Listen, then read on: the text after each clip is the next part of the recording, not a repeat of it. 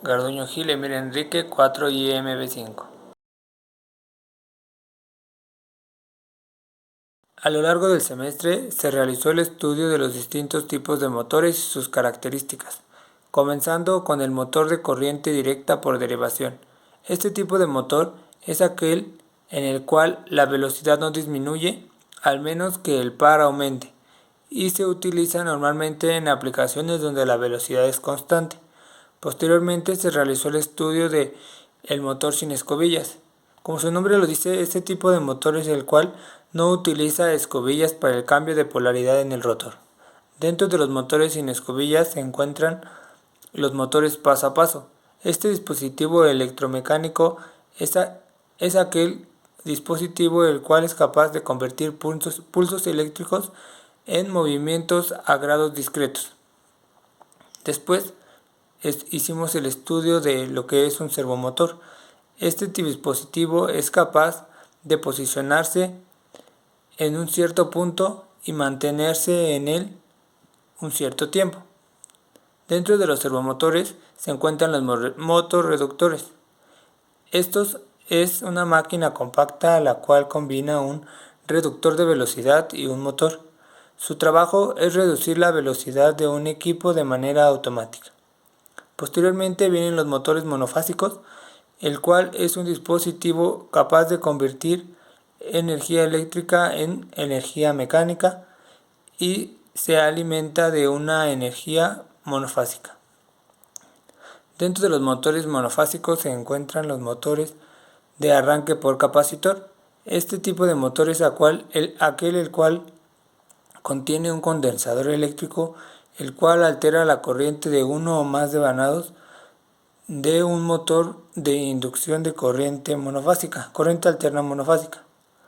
Esto produciendo un campo eléctrico.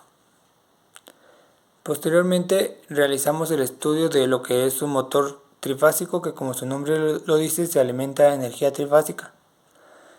Estos tipos de motores se utilizan normalmente en la industria o de manera comercial. Por último, realizamos el estudio de lo que es un motor síncrono. Este tipo de motor es aquel en el cual la rotación del eje está sincronizado con la frecuencia de la corriente de alimentación y el periodo es exactamente proporcional a un entero del ciclo de la corriente alterna.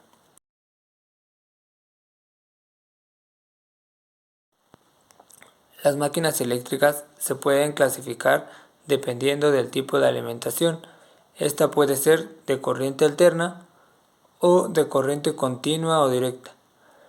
Las máquinas que se alimentan de corriente continua son aquellas cuyo funcionamiento es convertir energía eléctrica en energía mecánica a través de movimientos giratorios generados por un campo magnético. Estas también se pueden subclasificar dependiendo de la manera en la que están conectadas las bobinas inducidas e inductoras, mientras que las máquinas de corriente alterna son aquellas las cuales, como su nombre lo dice, se alimentan de corriente alterna y se encargan de transformar la energía eléctrica en fuerzas de giro a través de un campo magnético. Estas también se pueden subdividir debido a su velocidad de giro, sus fases de alimentación y su tipo de rotor. Como nos pudimos haber dado cuenta, los motores que se alimentan por corriente alterna y los que se alimentan por corriente directa o continua cumplen con la misma función, la cual es convertir la energía eléctrica en energía mecánica, únicamente que están constituidos de manera diferente, controlados de manera diferente y alimentados de manera diferente.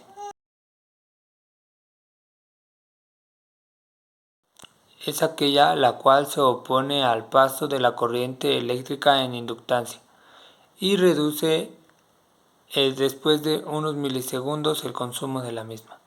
La fuerza contraelectromotriz es la característica que define a un motor.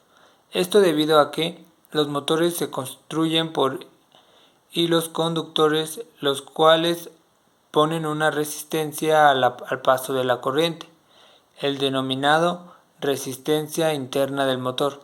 Por ello, cuando se conecta a un motor y pasa una corriente a través de él, este se calienta. Además de esto, tomando en cuenta la ley de Lenz, que nos dice que la fuerza electromotriz inducida de un motor se denomina fuerza contraelectromotriz.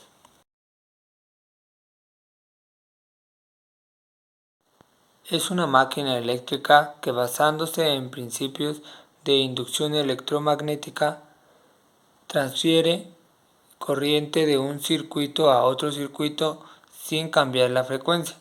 Un transformador se constituye de un núcleo magnético, un devanado principal y un devanado secundario, y su funcionamiento se basa principalmente en la ley de inducción electromagnética de Faraday, la cual dice lo siguiente: la tasa de cambio del enlace del flujo con respecto al tiempo es proporcional al campo electromagnético inducido en una bobina o conductor. Cuando se le selecciona un motor, se tiene que tomar en cuenta el uso que se le va a dar.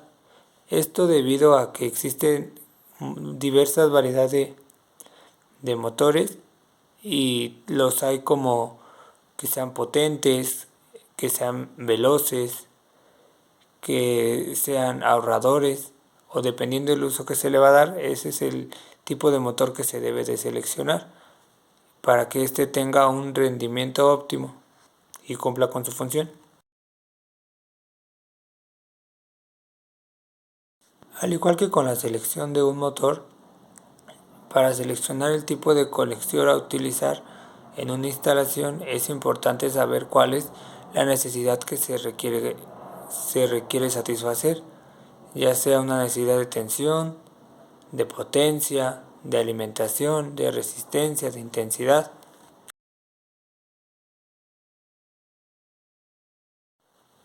Se debe de tomar en cuenta el tipo de motor a operar. Esto debido a que existen distintos tipos de motores y cada uno de ellos necesita de ciertos requerimientos. Por ello se debe de tomar en cuenta el tipo de alimentación, el voltaje, la potencia, el peso y muchas otras características, las cuales siempre vienen especificadas en la placa de datos que está adherida a todo tipo de motor.